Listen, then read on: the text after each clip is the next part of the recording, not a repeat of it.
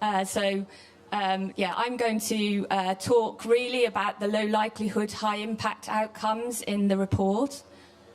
And I thank other people for their contributions. So as Valerie talked about with the temperature time series, as most people are aware, the global surface temperature is now 1.1 degrees above pre-industrial. And if we look at the future projections, unless we have deep reductions in carbon dioxide and other greenhouse gases, it's very likely that 1.5 and 2 degrees C will be exceeded in the 21st century.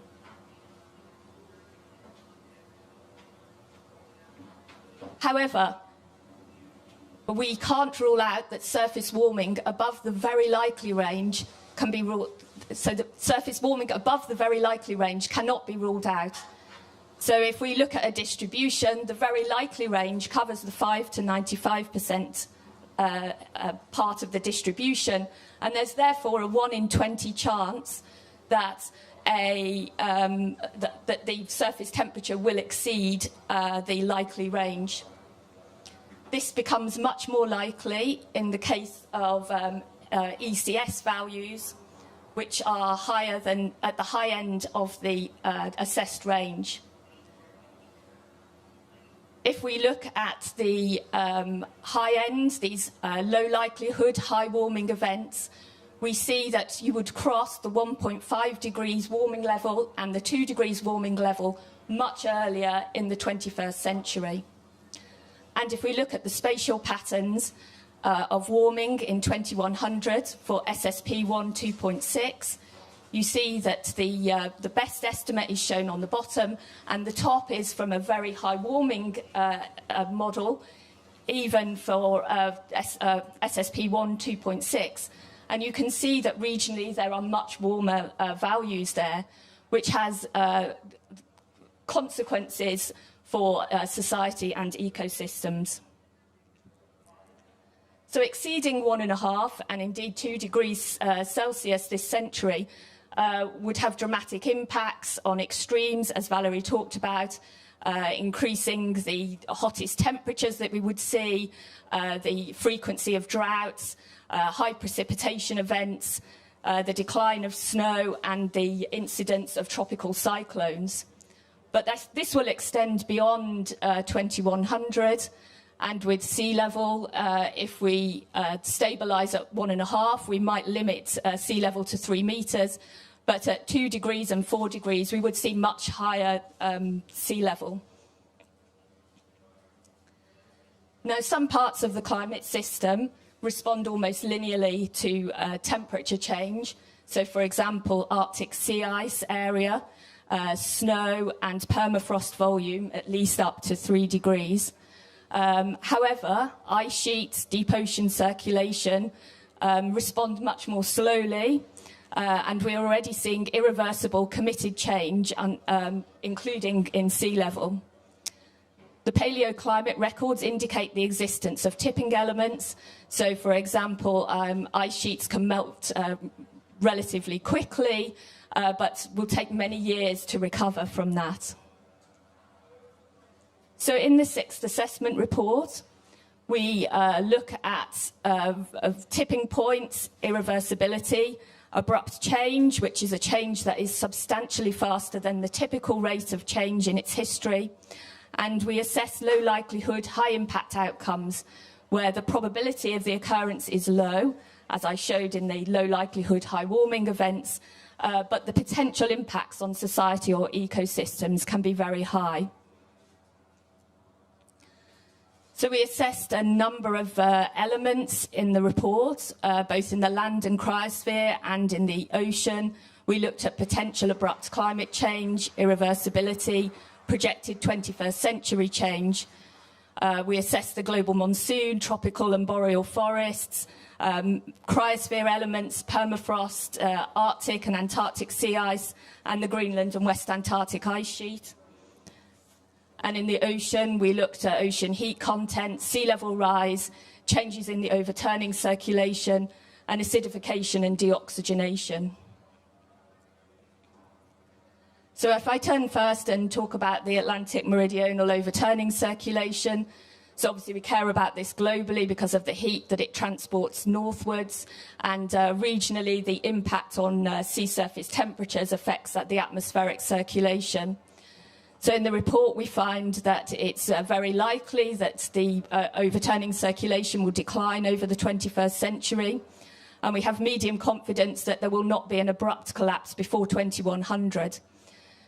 We looked at stabilisation, and up to 3 degrees of warming would lead to a decline of 15 to 30% for several decades before a recovery over about 200 years. We assessed the Greenland and Antarctic ice sheet change in terms of global warming levels. So at sustained levels between 2 and 3 degrees, there's limited evidence that the Greenland and West Antarctic ice sheets will be lost.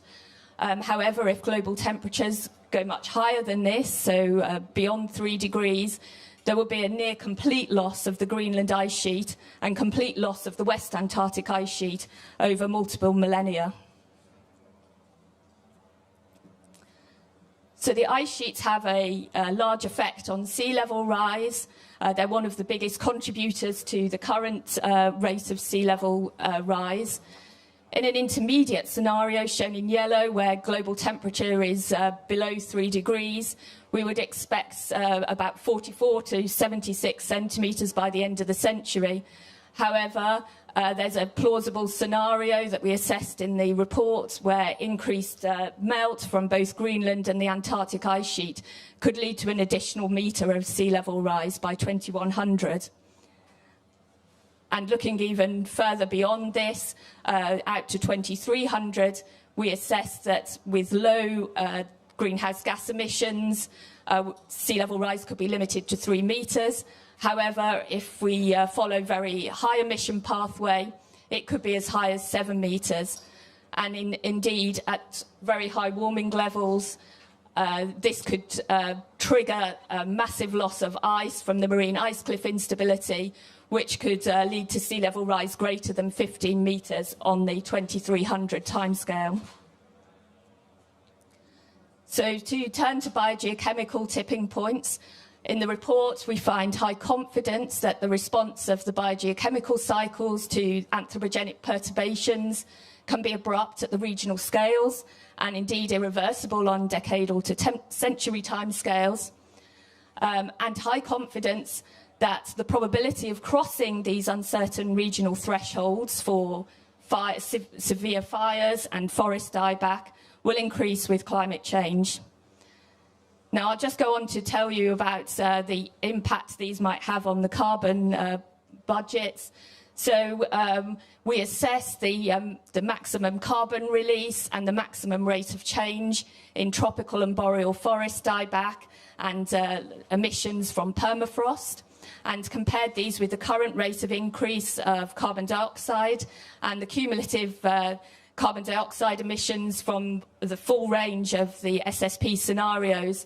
And so we find that although the biogeochemical feedbacks are significant, they're very unlikely to be as large as anthropogenic forcing.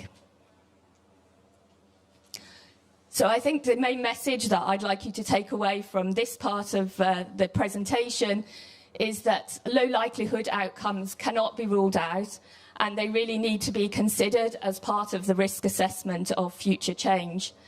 We've shown in the report new lines of evidence, an improved assessment of change, of rates of change, high warming storylines, which are those associated with global surface temperature levels above the upper band of the assessed very likely range, cannot be ruled out. And it's virtually certain that global mean sea level will continue to rise through the 21st century, but deep uncertainty in ice sheet melt rate and sea level rise at global warming above 3 degrees. We looked at the Atlantic Meridional overturning circulation, and we give medium confidence that there won't be a collapse this century, but it's very likely to decline. And there's more work, as Valerie mentioned, to do in looking at biogeochemical tipping points, but we point to the fact that it increases uncertainty in the 21st century emissions.